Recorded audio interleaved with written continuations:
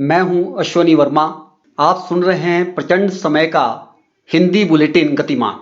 देश में कोरोना की स्थिति अब भी विकट है। इसका असर आईपीएल के मैचों पर भी पड़ने लगा है। इसी बीच हिमाचल के मुख्यमंत्री जयराम ठाकुर विकास कार्यों को तरजीह देकर सकारात्मकता लाने की कोशिश कर रहे हैं। मुख्यमंत्री श्री जयराम ठाकुर ने आज शिमला में वर्चुअल माध्यम से मंडी जिले की सिराज विधानसभा क्षेत्र के बाली चौकी के लिए 14 करोड़ 36 लाख रुपए की लागत की विकासात्मक परियोजनाओं की आधारशिला रखी। मुख्यमंत्री ने खोला नाला खड्ड पर 1 करोड़ 67 लाख रुपए की लागत से निर्मित होने वाले 25 मीटर स्पेन पुल, 1 करोड़ 55 लाख रुपए की लागत से पंजाई में राजकीय वरिष्ठ माध्यमिक पाठशाला के भवन, 2 करोड़ 74 लाख रुपए की लागत से सोमनाचनी में बनने वाले राजकीय वरिष्ठ माध्यमिक पाठशाला के भवन का शिलान्यास किया। मुख्यमंत्री ने प्रदेश के लोगों से राज्य सरकार द्वारा समय समय पर कोविड संक्रमण को फैलने के दृष्टिगत जारी की गई मानक संचालक प्रक्रियाओं का कड़ाई से पालन करने का भी आग्रह किया।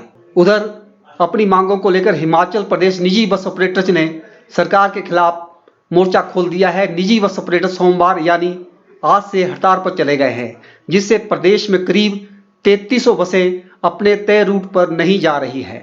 राज्यपाल बंडारू दत्तात्रेय ने आज राज्य के 6 सरकारी विश्वविद्यालयों के कुलपतियों के साथ वीडियो कॉन्फ्रेंस के माध्यम से बातचीत करते हुए कोविड महामारी की दूसरी लहर में उत्पन्न स्थिति पर चर्चा की।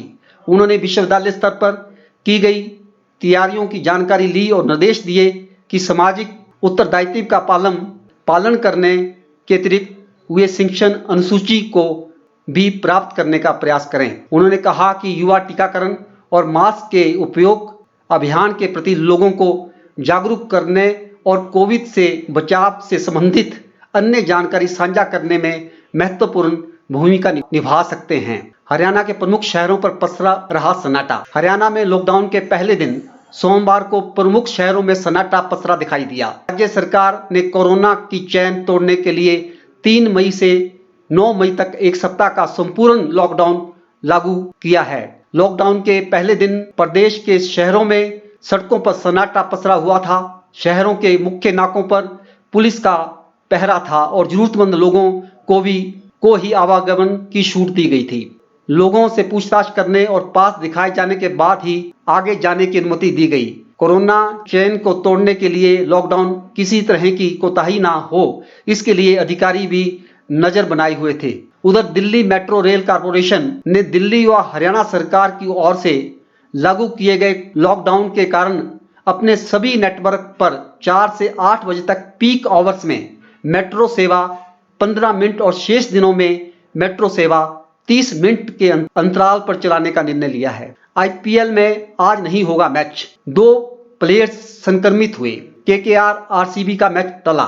ट्रैवल पॉलिसी और होटल के चलते पॉजिटिव हुए खिलाड़ी। केकेआर के वरुण चक्रवर्ती और संदीप वारियर्स संक्रमित हो गए हैं। आखिरकार कोरोना की लहर का असर दुनिया की सबसे बड़ी क्रिकेट लीग आईपीएल पर भी पड़ा है।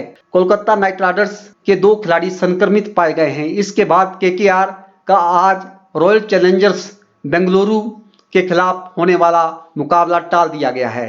यह मुकाबला अहमदाबाद के नरेंद्र मोदी क्रिकेट स्टेडियम में होने वाला था। पीएसएल की राह पर आईपीएल। 6 प्लेयर्स पॉजिटिव होने के बाद पाकिस्तान की पीएसएल रद्द हुई। इसी वजह से आज आईपीएल का मैच टला। अब टूर्नामेंट पर भी सवाल। जिस तरह पाकिस्तान क्रिकेट बोर्ड को कोरोना के चलते पाकिस्तान सुपर लीग रद्द करनी पड़ी, ऐसा ही फैसला बीसीसीआई को इंडियन प्रीमियर लीग के लिए भी लेना पड़ सकता है। दिल्ली सरकार ने सेना की मदद मांगी। केंद्र से गुहार डीआरडीओ जैसे कोविड सेंटर बनाने में सेना मदद करे। पर्याप्त मात्रा में ऑक्सीजन भी दी जाए। दिल्ली में कोरोना से बदतर होते जा रहे हैं हालात। हर दिन 20,000 से ज्यादा संक्रमित मिल रहे हैं। इस बीच उप मुख्यमंत्री मनीष सिसोदिया ने रक्षा मंत्री राजनाथ सिंह को चिट्ठी लिखी है। इसमें दिल्ली में जरूरत के मुताबिक ऑक्सीजन उपलब्ध करवाने की मांग की गई है। साथ ही कहा है कि यहाँ डीआरडीओ ने जिस तरह एक अस्पताल बनाया है, वैसे ही और अस्पताल बनाने में सेना हमारी मदद करे। दिल्ली में पिछले 2 दिनों से 400 से ज्यादा मौतें हुई हैं। दिल्ली में हालात सुधारने के बजाय बिगड़ते जा रहे हैं। यहाँ पिछले कई दिनों से हर दिन 20,000 से ज्यादा केस आ रहे हैं।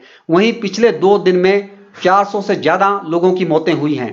आंशिक लॉकडाउन के बाद भी यहाँ स्थिति सुधर नहीं रही है। दिल्ली में फिलहाल सबसे बड़ी चिंता ऑक्सीजन की है। लोग बेड और अस्पताल के लिए भटकने पर मजबूर हो रहे हैं। कर्नाटक में ऑक्सीजन की कमी और दूसरी वजहों से 24 लोगों की मौतें हुई है। कर्नाटक में चामराजनगर जिला अस्पताल में 24 घंटे में 24 मरीजों की मौत हो गई।